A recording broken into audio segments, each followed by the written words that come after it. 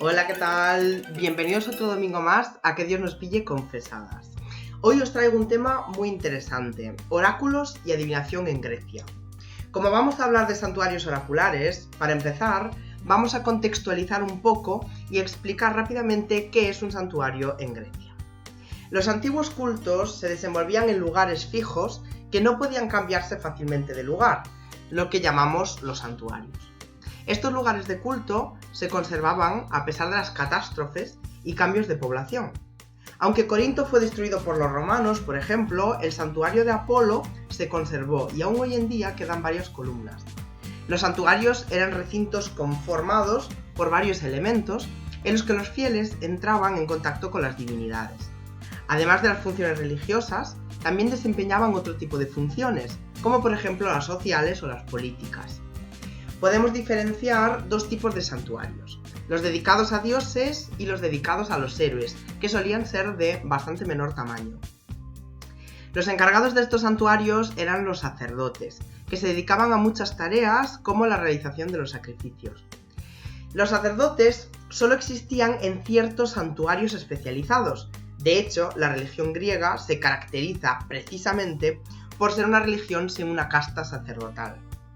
El dios, en principio, acepta a cualquier persona para manejar y realizar los ritos sagrados, siempre y cuando se respete la norma, lo que se conoce como el nomos.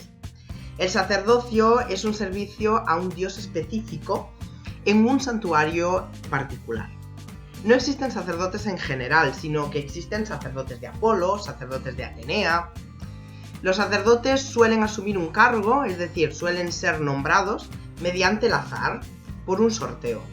Un ejemplo de esto nos lo relata Homero en la Ilíada, cuando los troyanos eligieron a Teano como una sacerdotisa troyana de Atenea. El sacerdocio en Grecia es un servicio a tiempo parcial y honorario. Conlleva gastos, pero también lleva un gran prestigio. En algunos santuarios hay sacerdotes y sacerdotisas especializados en ciertas actividades, como es el caso, por ejemplo, de la Pitia en Delfos, que se dedicaba a los oráculos, o el médico en Epidauro, que eran sacerdotes que se dedicaban a la sanación. El recinto sagrado de los santuarios estaba delimitado normalmente por un muro de piedra de la altura de un ser humano o mediante mojones que normalmente estaban inscritos.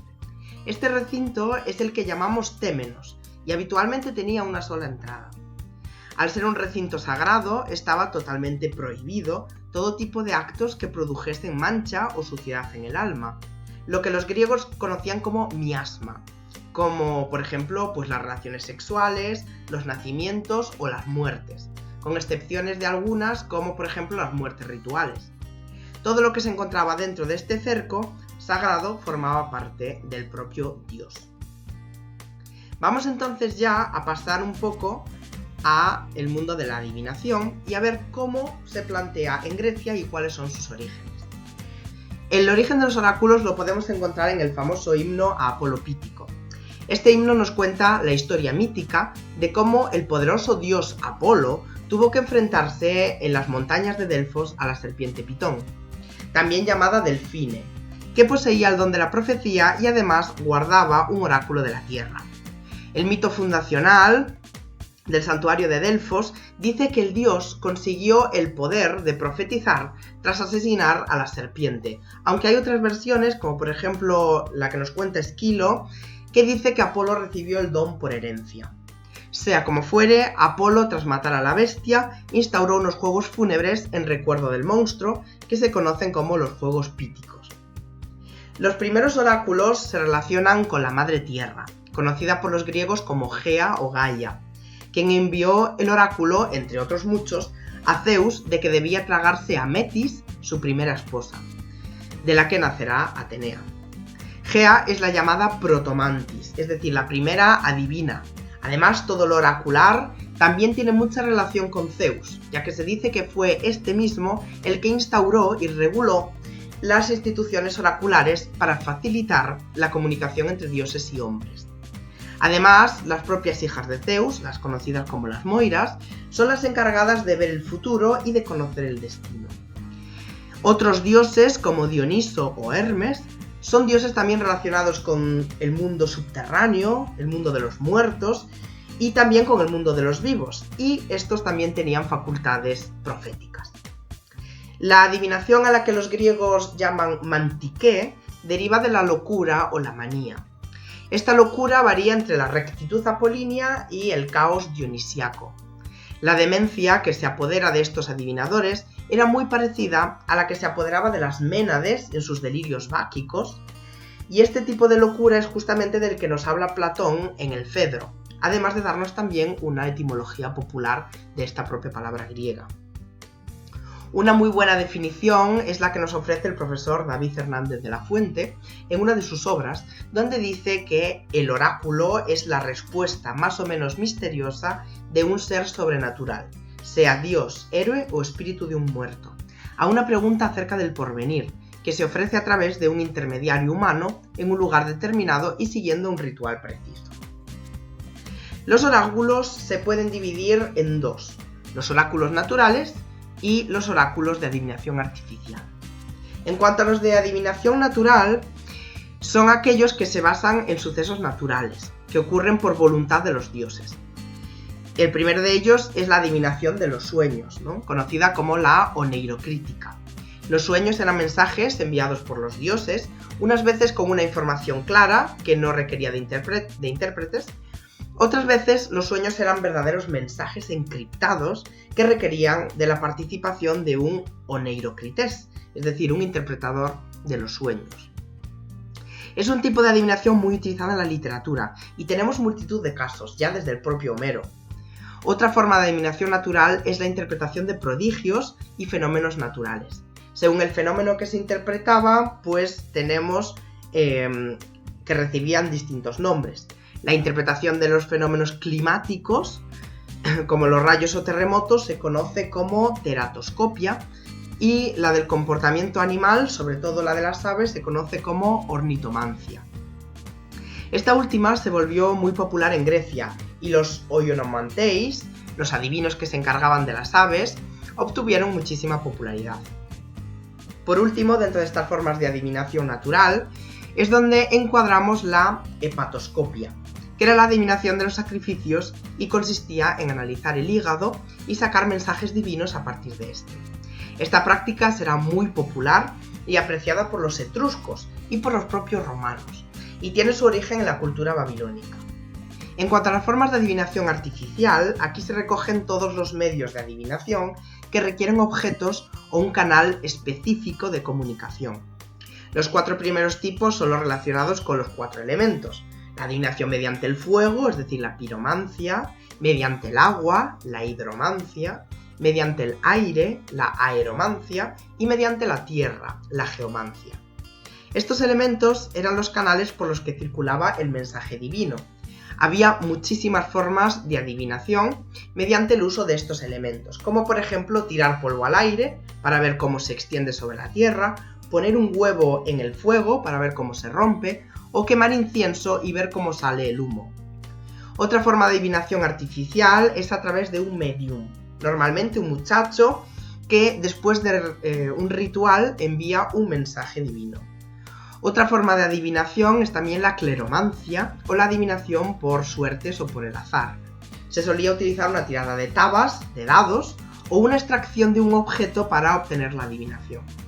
También había una generosa cantidad de objetos que se utilizaban para ofrecer respuestas, como parece ser el discutido kit de adivinación de Pérgamo. Pasamos entonces a ver un poquito los santuarios en sí. La mitología nos cuenta que Apolo, después de nacer, se subió a su carro y recorrió el mundo conocido instaurando santuarios en los que sería adorado y en los que se realizaría artes proféticas. Apolo llegó a miles de lugares como Tebas, Claros o Dídima, incluso lugares fuera del mundo conocido. Otro mito también nos cuenta que Zeus y Atenea estaban discutiendo por ver cuál era el lugar más céntrico de la Hélade. Atenea, como era digno de esperar, dijo que el punto medio era Atenas, pero Zeus, que no se fiaba mucho de ella, envió 2 águilas y las 2 águilas, una desde un punto y la otra desde otro punto del mundo conocido, y se juntaron en Delfos. Delfos era conocido como el ombligo del mundo, el ónfalos de Grecia, pues según la leyenda guardaba la famosa piedra que Rea dio a su esposo Crono para que se la comiese en vez de a Zeus. Este santuario, según la arqueología, era preolímpico, probablemente de periodo micénico, y quizá existía un culto anterior a la diosa madre de los micénicos. Esquilo, en las Euménides, nos cuenta que Delfos había otras divinidades que hacían el trabajo de Apolo, como profeta, y una de ellas era el propio dios del vino, Dioniso. Los mitos que cuenta que Apolo abandonaba el santuario nos lo narra también Esquilo, y se decía que durante los 3 meses invernales Dioniso tomaba el control. En este santuario solo se profetizaba el 7º día de cada mes en honor al día en que nació Apolo, exceptuando los 3 meses en los que se cuidaba el santuario por parte de Dioniso.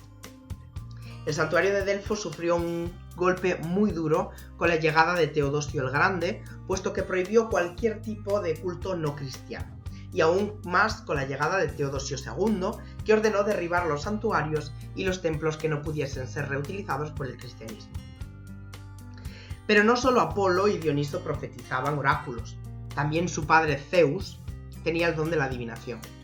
El propio padre de los dioses, ya en la Ilíada, manda a los hombres auspicios y señales en formas muy diversas, como fenómenos meteorológicos o aves. Uno de los oráculos más famosos es el de Dodona, el oráculo más antiguo de Grecia. Su fundación se relata en una leyenda acerca de 2 sacerdotisas egipcias del dios Amón. Estas fueron vendidas como esclavas. Una se dirigió a Libia, donde fundó el oráculo de Zeus Amón en Sigua, y la otra se dirigió hacia Grecia, fundando el oráculo de Dodona en honor de Zeus, ya que era el dios equivalente al egipcio Amón. Sus sacerdotes recibían el nombre de Seioi y tenían un sistema de interpretación de los oráculos muy particular. Recogían el mensaje del dios a partir de los ruidos que el viento hacía entre las ramas de la encina sagrada del lugar, que estaba consagrada a Zeus. Además, en este santuario se realizaban otras prácticas oraculares, como era por ejemplo el contacto con la tierra que rodeaba al árbol, sagrado para obtener el poder telúrico, y el mensaje se transmitía a partir de los sueños que las encinas le inspiraban a los sacerdotes. De hecho, los sacerdotes de Dodona solían caminar descalzos para estar siempre en contacto con la tierra profética, la que ya hemos conocido como Gea Protomantis. Quizá uno de los dioses más desconocidos en su faceta de adivinación fue el propio Hermes, el mensajero de los dioses, y además protector de los intérpretes, los mercaderes, los magos, los traductores, entre otros. Los griegos colocaban estatuas del dios para delimitar las fronteras y los caminos, y se llamaban Hermas. Y en una de ellas, que se encontró en Faras, había un oráculo de la fortuna, muy frecuentado. La forma ritual de este oráculo era muy especial. El que quisiera conocer la respuesta tenía que hacer una plegaria, ofrendar a la estatua con incienso y aceite y poner una moneda en el altar y susurrar al preguntar al oráculo. A continuación ponía las manos tapando las orejas y las primeras palabras que escuchara al sacar las manos, esas serían la respuesta del dios. Al ser el dios protector del comercio y la casualidad, Hermes tenía sus oráculos en las plazas públicas y se dedicaban a la adivinación de la suerte o del azar. Otros dioses y héroes tenían también oráculos y profetizaban, como por ejemplo es el caso de Hera en Peracora, Heracles en Bura o Nix en Mégara. También existía un tipo especial de oráculos que eran las consultas a los muertos, la llamada necromancia. Tenemos testimonios de ellos en la Ilíada, en donde se atribuía la capacidad de profetizar a los moribundos. Los oráculos, llegada época helenística, dejaron de estar fijados a un santuario y se produce lo que conocemos como la creación de los oráculos móviles. Los oráculos quedan en manos de los adivinos particulares o se adscriben a sacerdotes de cultos extranjeros, como por ejemplo los sacerdotes de Cibeles. La época helenística está caracterizada por ser una época de eruditos, libresca, donde todos los libros adquieren una importancia enorme. Por ello empiezan a abundar prácticas como la homeiromancia, las suertes virgilianas o las suertes bíblicas, que eran formas de adivinación donde la pregunta se basaba en un libro concreto o ciertos versos escogidos por el consultante y la posterior respuesta consistía en elegir un verso al azar o los libros fragmentados que había escogido. En época imperial se produce un desplazamiento de población a los oráculos de Asia Menor, que acaban cobrando mucha más importancia e imponiéndose al resto. Dentro de estos oráculos, los más famosos eran los de los dados o los alfabéticos, que como sus propios nombres indican, se adivinaba el futuro mediante una tirada de dados o mediante la selección de una letra del alfabeto. En esta época sobresale entre todos el de Claros, que era el más importante de los oráculos minorasiáticos. Y finalmente vamos a ver un tipo especial de oráculos, que son los santuarios de curación. La enfermedad y la muerte son dos elementos inherentes al ser humano, y por lo tanto son algo a lo que debe hacerse frente en cualquier momento. La salud siempre ha sido una preocupación primordial en la historia del ser humano, por ello se necesitaban buscar curas a las enfermedades para no terminar sucumbiendo a la muerte. En Grecia se planteaban tres grandes formas de curación. Por un lado, el uso de la magia, haciendo uso de gemas, amuletos y distintas pociones. Por otro lado, la medicina más científica, en la que se usaban todo tipo de plantas, ungüentos y procesos manuales. Y finalmente, la confianza del poder sanatorio de un dios. Esta última opción es la que nos ocupa. Para depositar la confianza en un dios, el enfermo se tenía que dirigir a unos espacios sagrados para que la divinidad le devolviese la salud. Estos lugares sagrados eran los conocidos como Asclepeia, los santuarios dedicados al dios de la medicina, Asclepio. Aquí el enfermo se quedaba a dormir para asegurarse la protección y la visita del dios.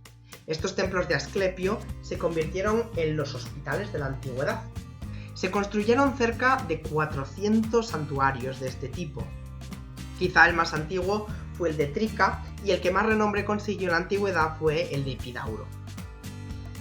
Estos santuarios se encontraban fuera de la ciudad, puesto que Asclepio no era un dios de ciudad y los enfermos tenían que apartarse de la dañina vida urbana. La mayor parte de los asistentes venían en peregrinación, iniciando así ya el rito de curación divina, y a los enfermos más terminales se les solía prohibir la entrada, puesto que nos encontramos ante un santuario, un lugar en el que no se permite la impureza o la miasma, y por lo tanto tampoco se puede morir. La práctica que los enfermos realizaban en estos santuarios, por la cual iban al templo a acostarse cerca del dios, en el Abaton, esperando recibir la visita de Asclepio o de Apolo en sueños y la posterior curación o la información necesaria para curarse, era conocida como incubatio en latín o enkoimesis en griego. Estas curaciones milagrosas, conocidas como iammata, también se practicaban dentro de este santuario. Esta práctica ya se realizaba en culturas más antiguas, como por ejemplo la cultura egipcia o en Mesopotamia. Pero todos estos ritos de sanación están estrechamente relacionados con todo lo oracular y lo mántico. Así pues, el primer dios que se dedicó a las curaciones fue Apolo. Los epítetos de este dios siempre solían estar relacionados con la templanza, con la pureza, dos cualidades que son imprescindibles para los médicos. Uno de los epítetos hacía que los griegos hablasen del dios como Apolo Iatromantis, es decir, Apolo médico profeta, que hacía referencia tanto a su poder oracular como a su poder sanador. Uno de los atributos y símbolos es el laurel, la planta consagrada a Apolo, del que no se puede despegar ni su uso medicinal, como tónico estomacal, como su papel en las artes adivinatorias, la conocida como dafnomancia o la adivinación mediante la quema de laurel. Después de Apolo, su hijo Asclepio fue el dios principal que se ocupaba de las curaciones. Homero le llamaba el intachable médico y consideraba que dos de sus hijos fueron Macaón y Polidario, dos grandes médicos que participaron en la Ilíada. Varios autores dicen que el hijo de Apolo y Corónide, Asclepio, estuvo bajo el cuidado de Quirón, quien le enseñó el arte de la medicina. Según el mito, este dios, que había nacido como mortal, llegó a tener un arte de calibre divino, con la que incluso llegó a resucitar a los muertos. Más concretamente a Tinario, el padre de Helena, y por eso Zeus, irritado, le mató con uno de sus rayos. Después de su muerte, se le divinizó. El culto a Asclepio fue adoptado por los romanos desde época muy antigua, denominando al dios Esculapio. Además, cabe destacar que uno de los atributos es el bastón con la serpiente enroscada, que aún hoy en día es uno de los símbolos que se utilizan para representar la medicina. Hay una gran diferencia entre Asclepio y Apolo, y es que Asclepio nunca aparece como causante de enfermedades, mientras que Apolo sí. El ejemplo más conocido es la peste desatada por Apolo en el campamento de los aqueos, que nos relata el propio Homero en su Ilíada. Finalmente, para terminar, es importante mencionar el Asclepeion más conocido del mundo antiguo, que era Epidauro. Este santuario era un lugar muy rico, atestiguado por la cantidad inmensa de restos que aquí se encontraron, sobre todo desde el siglo IV a.C. Al templo de Asclepio acudían todo tipo de enfermos, con todo tipo de enfermedades. En compensación de la ayuda otorgada por el dios, los enfermos que se dirigían hacia allí solían llevar algún tipo de regalo o ofrenda a la divinidad, incluso a veces algún sacrificio. En este santuario tenía lugar una de las reuniones panhelénicas más importantes del mundo griego, la conocida como el Festival de las Asclepeia. Estas fiestas, en honor de los dioses sanadores, se celebraban cada 4 años y constaban de una serie de certámenes tanto artísticos como deportivos. También es interesante mencionar que tenía un pórtico llamado el Pórtico de los Egipcios, donde había representaciones de dioses foráneos, como por ejemplo Isis, Osiris u Horus. Además, el santuario tenía una gran cantidad de estancias adecuadas para que los enfermos pudieran sanarse. Contaba con lugares para pasear y hacer gimnasia, además del Catagogion, la gran residencia, que tenían cerca de 120 habitaciones. En cuanto a materia oracular, se sabe que el propio santuario de Epidauro podía compararse a Dodona o Delfos. Los fieles consultaban al dios acerca de sus enfermedades y el dios, durante la incubatio, les ofrecía la respuesta a través de un oráculo, respuestas que los sacerdotes de Asclepio ayudaban a interpretar. Pues hasta aquí el podcast de hoy, el episodio de hoy. Espero que os haya gustado. No me alargo más, que ya bastante largo ha sido este episodio. Así que nada, nos vemos el próximo domingo en otra entrevista. Portaos bien y que Dios os pille confesadas.